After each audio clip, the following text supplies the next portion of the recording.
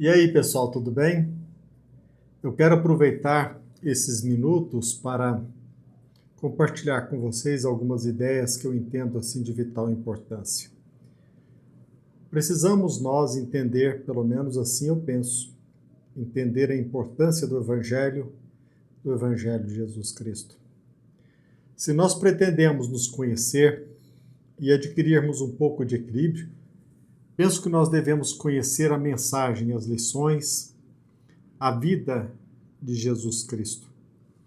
E eu quero iniciar este meu comentário perguntando a você, do ponto de vista bíblico, você sabe qual a diferença entre bode e ovelha? Do ponto de vista simbólico, metaforicamente, você se aproxima mais do comportamento de um bode ou de uma ovelha? De forma sintética, nós aprendemos que o bode quase sempre é rebelde, volúvel, e ele segue qualquer voz ou discurso.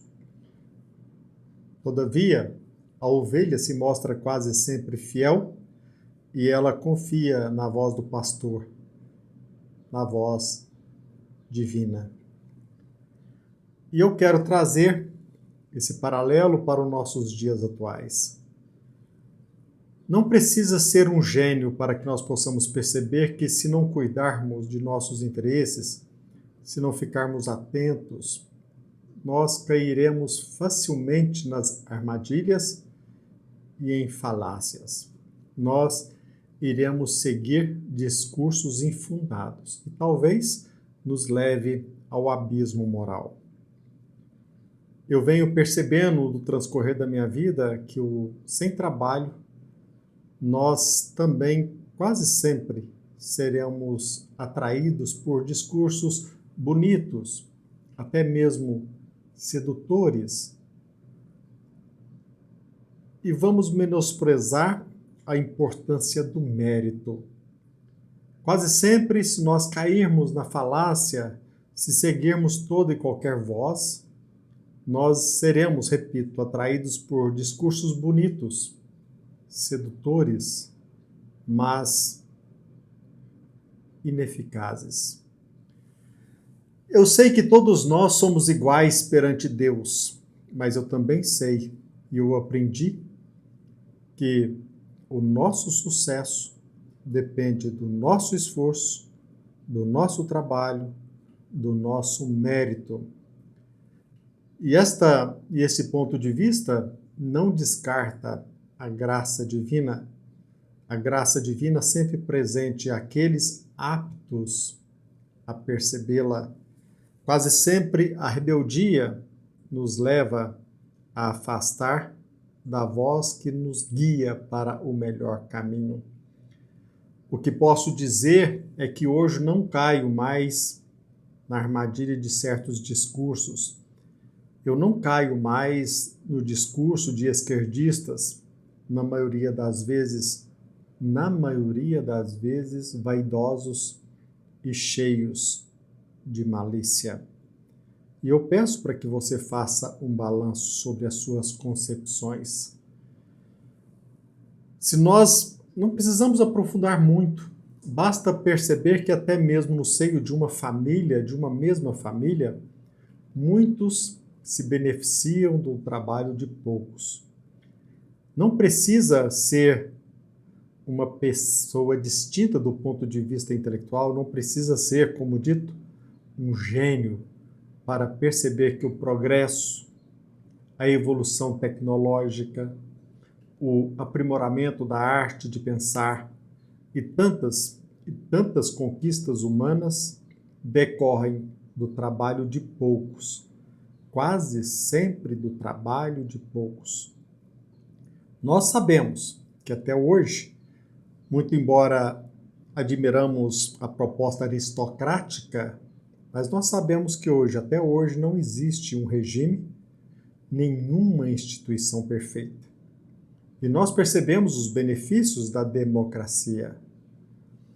Contudo, a história nos prova que o capital, junto com o trabalho, fornece o bem-estar a todos.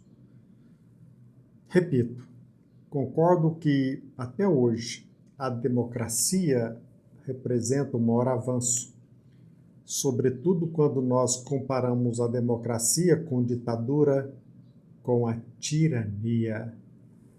Só que, a meu ver, a maioria da população não percebe que muitos ditadores e tiranos chegaram ao poder em nome da democracia, entre aspas.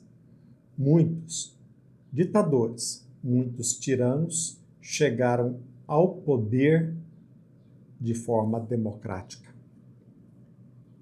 Como assim? Pela idiotia da maioria dos governados. Eu quero compartilhar com vocês o pensamento de Nelson Rodrigues. Talvez você não conheça, mas Nelson Rodrigues certa vez nos ensinou, abre aspas, a maior desgraça da democracia é que ela traz à tona a força numérica dos idiotas, que são a maioria da humanidade. Fecha aspas. E quem nunca foi idiota? Quem de nós nunca foi enganado por discursos falaciosos? Quem de nós pode atirar a primeira pedra? E eu quero também compartilhar um pensamento de Fernando Sabino, abre aspas, democracia é oportunizar a todos o mesmo ponto de partida, quanto ao ponto de chegada, depende de cada um. Fecha aspas. Democracia, meus amigos, democracia verdadeira ainda não existiu na face da Terra. Democracia legítima só existirá numa sociedade em que os indivíduos se beneficiem, desfrutem de uma educação eficaz, em que a qualificação e o mérito preponderem. Numa sociedade em que cada um tenha noção acerca da sua responsabilidade, da sua função, da sua importância. De minha parte, eu quero dizer para vocês, e eu acho que eu já disse isso em outros vídeos, há mais de 6 anos eu venho acompanhando mais detidamente a movimentação política, não só no Brasil, como pelo mundo.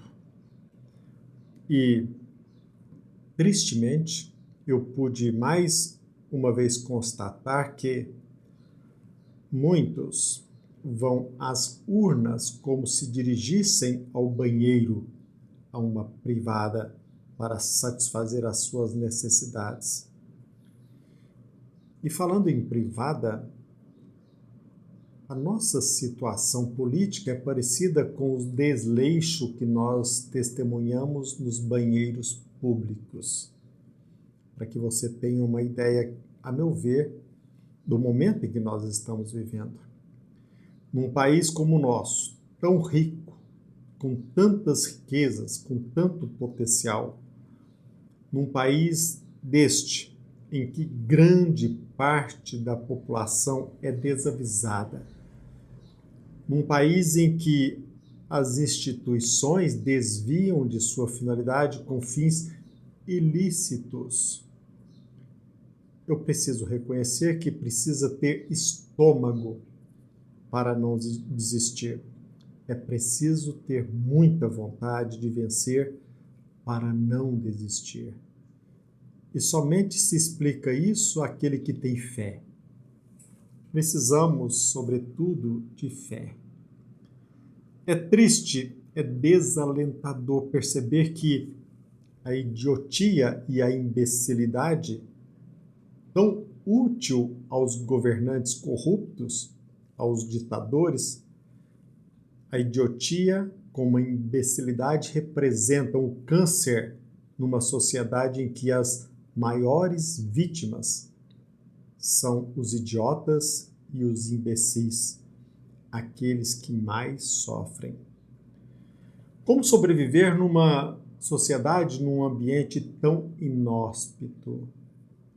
De minha parte, e este é o motivo pelo qual eu compartilho com vocês, nós precisamos despertar, procurar cada um trabalhar, porque como conservador, como cristão, eu não alimento o propósito de esperar algo do Estado.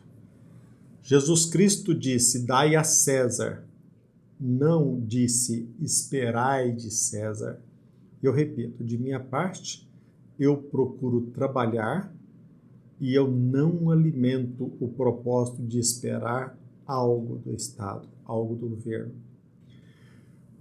Como conservador, eu tenho plena ciência de que muitos religiosos, inúmeras pessoas altruístas, dependem quase sempre daqueles que trabalham silenciosamente, sem qualquer alarde.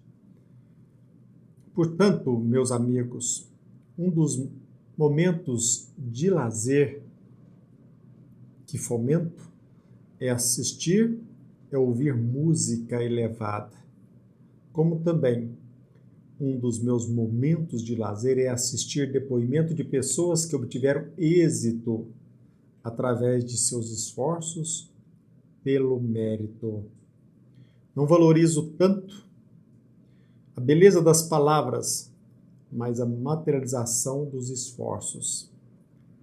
Enquanto no meio político muitos buscam o poder através da mentira e que nesse meio nem sempre se exige qualificação e competência, quem ainda mantém de pé o nosso país são aqueles que trabalham, que se esforçam, mesmo sendo vampirizados por aqueles que vivem do discurso bonito, mas vazio.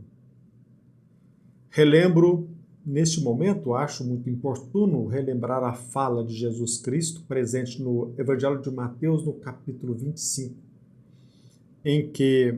momento em que o Messias se dirige aos ímpios, representados pelos bodes, e aos justos, representados pelas ovelhas, dizendo o seguinte, abre aspas, e quando o Filho do Homem vier em sua glória, e todas as nações reunidas diante dele, o Messias apartará uns dos outros, como o pastor, ele aparta os bodes das ovelhas. Porá as ovelhas à sua direita, os bodes à esquerda. Fecha aspas. Esta fala não representa que o discurso da esquerda é demoníaco. Aqueles que discursam, idealizam, defendem teses sem qualquer raiz com a realidade. Daqueles que são rebeldes, daqueles que ouvem discursos e mais discursos sem o mínimo contato com aquilo que é real. Penso que essa passagem é um convite, esta passagem do Evangelho é um convite para que nós pensemos. O que eu quero dizer é que através da experiência hoje, eu aprendo mais, mas sinceramente, eu aprendo muito mais assistindo palestras de homens corajosos que estudaram, trabalharam e pelo mérito alcançaram vitórias. Daqueles que, com trabalho, fizeram algo palpável. Eu aprendo muito mais com eles, muito mais do que assistindo numa igreja um discurso partindo de padre, pastor, sociólogo e até mesmo de confrades espíritas, daqueles que discursam em voz alta, mas nada fazem para a conscientização da coletividade. Vivem de ideias, sem qualquer contato com a realidade.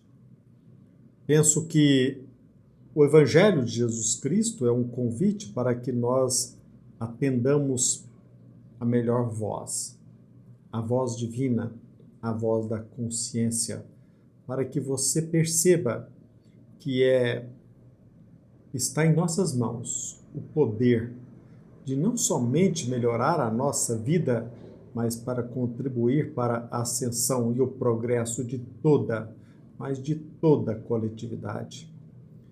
Penso que já passamos a época dos discursos vazios. É o momento de materializarmos, através do esforço e do mérito, algo de útil para a sociedade.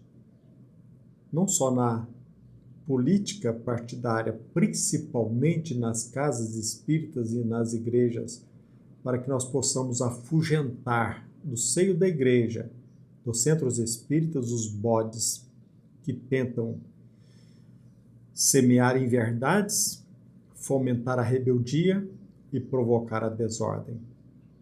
Obrigado pela sua atenção. Muita paz. Até logo. Pense nisso.